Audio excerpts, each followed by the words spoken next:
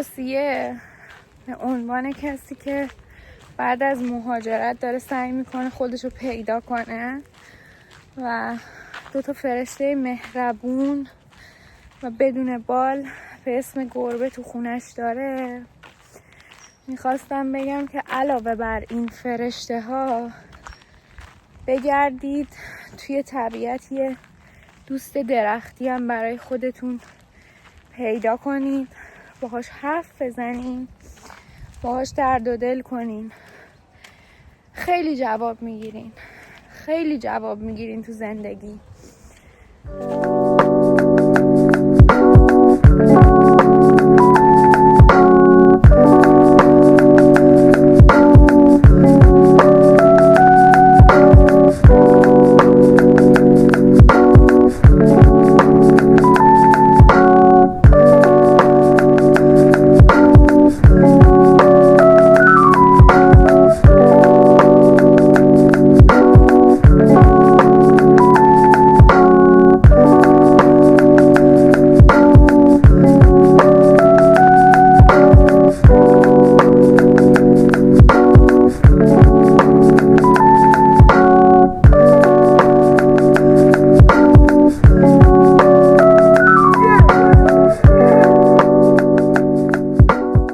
درختی منه و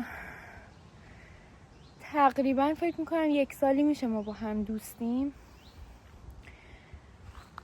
هر موقع به در بسته میخورم، هر موقع دنبال جوابم، هر موقع دلم گرفته، هر موقع تنهام، هر موقع حس میکنم دیگه تو این دنیا با این که خانواده‌مو دارم، همسرمو دارم، ولی گاهی وقت آدم حس میکنه توی دنیا هیچ کس رو نداره.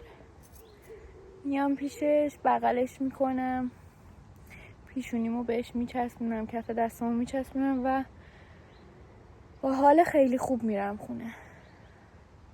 تا شب دیگه فول انرژیم. حتما این کار رو انجام بدین، نتیجهش رو میبینین. و این هم پایان پیاده روی امروز در این مکان فوق‌العاده زیبا، بهشت کوچک من، پیش به سوی فرشته های زندگی، نقره و سیاه.